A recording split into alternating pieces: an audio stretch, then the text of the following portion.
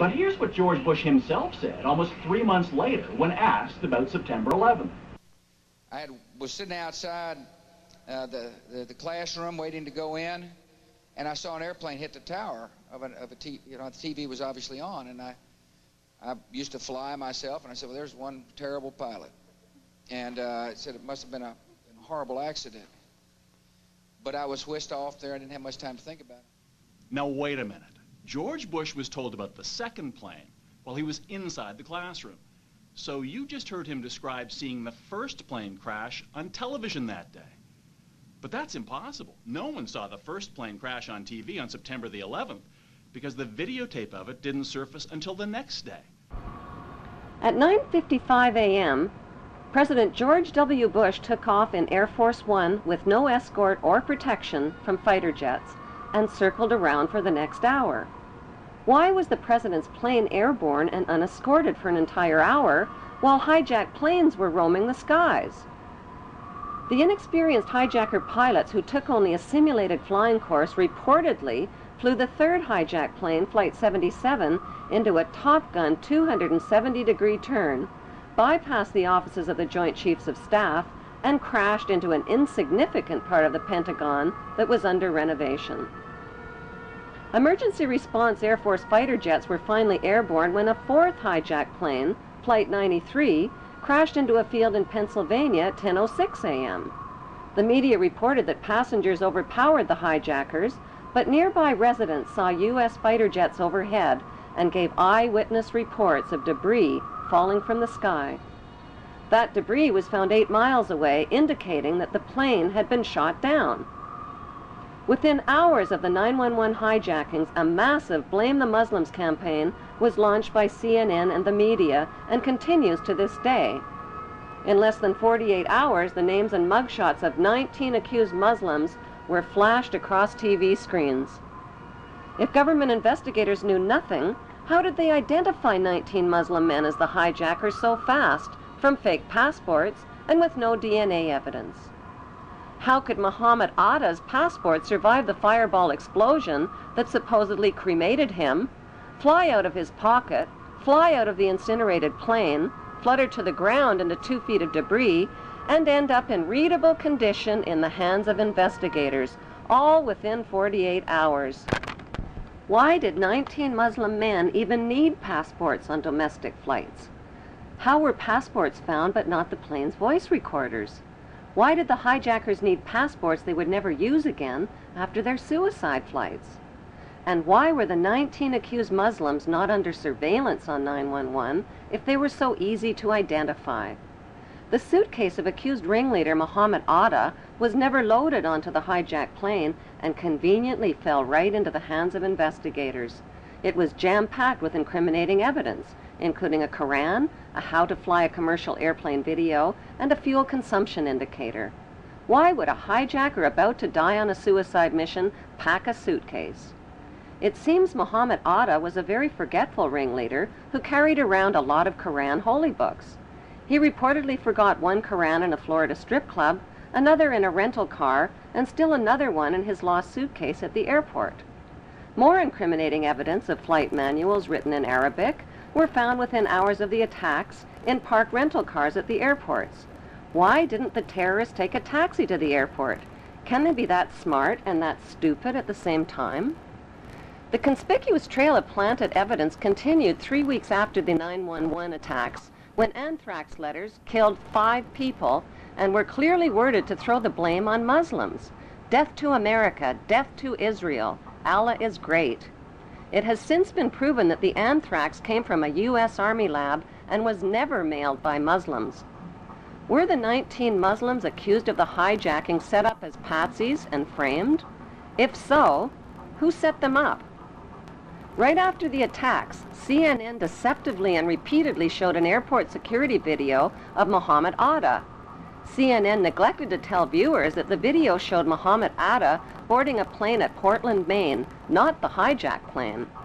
There are no airport security videos of any of the 19 accused Muslims boarding any of the hijacked planes. Right after the 911 attacks, CNN reported that the U.S. government had a tape recording of Osama bin Laden telling his mother that something big was about to happen and that she wouldn't be seeing him for a while. CNN later acknowledged that the report was false. Osama bin Laden consistently denied being involved in 9/11 and claimed the Israeli Zionists were behind the attacks. According to Japanese, Chinese, and Indian news reports, Osama bin Laden was killed in Afghanistan in the fall of 2001 and was buried in an unmarked grave by his own men.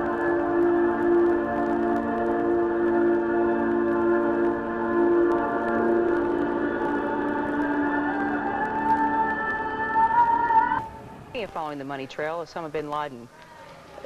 Army sources telling me, even via Iraq, via other places overseas, we know where he is. We're on him. It's just a matter of time. Do you agree with that? I believe he's dead. Really? I'm 98% positive that we killed him in December of 2001 during the Tor War campaign. I've seen no proof of life since then, regardless of these tapes that are cobbled together. On Halloween 2004, just before the U.S. presidential election, this man, dressed in an Osama bin Laden costume, confessed to the 9/11 attacks, scared American voters, and tricked them into treating George Bush to another 4 years in the White House.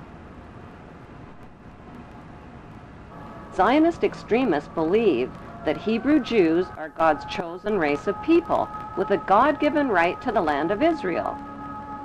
The Muslim world and millions of Europeans, including Germany's former Minister of Technology, Andreas von Bülow, believe that Zionist extremists staged the 9/11 attacks on America to ignite the war on terrorism. That war has targeted Israel's Muslim enemies and is being fought and paid for with the blood, the lives, and the tax dollars of terrorized American citizens.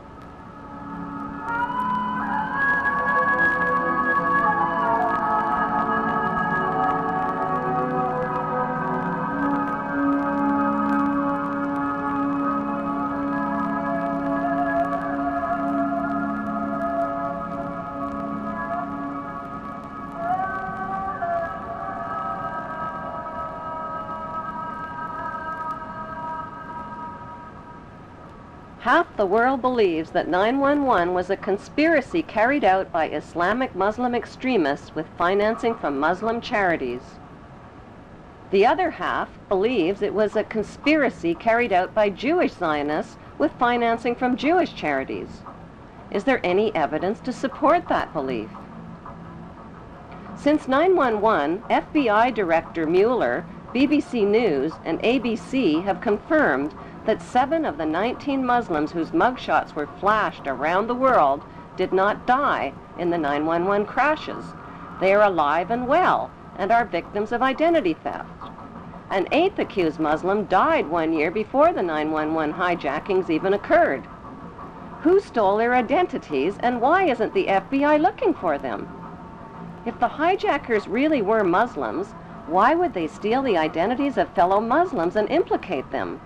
Wouldn't they be more likely to steal Israeli identities and put the blame on Israelis? If the hijackers were Israelis, wouldn't they be likely to steal the identities of Muslims and put the blame on Muslims? Even though no one has been officially charged or convicted of the 9/11 hijackings, CNN and the 5 Western media monopolies have exclusively sold the American people on a Muslim conspiracy. Unfortunately, the only eyewitnesses capable of positively identifying the hijackers died on board the hijacked planes. Before flight attendant Amy Sweeney was killed on hijacked Flight 11, she picked up an airphone and reported that 4 Middle Eastern-looking men had hijacked the plane. The fact is that Israeli men are Middle Eastern men who just happen to be Middle Eastern-looking. The voice of the hijacker heard from the hijacked plane's voice recorder reveals that the accent of the hijacker matches an Israeli Hebrew accent. Stay quiet and you'll be okay. We're heading to the airport. The next transmission comes seconds later. Nobody move. Everything will be okay. If you try to make any move, you'll danger yourself and the airplane. Let's stay quiet. After After 9/11, 1,000 Middle Eastern-looking Muslim men were swept into U.S. custody, but the media kept quiet about 60 Middle Eastern-looking Israeli men who were also taken into custody and held under great secrecy.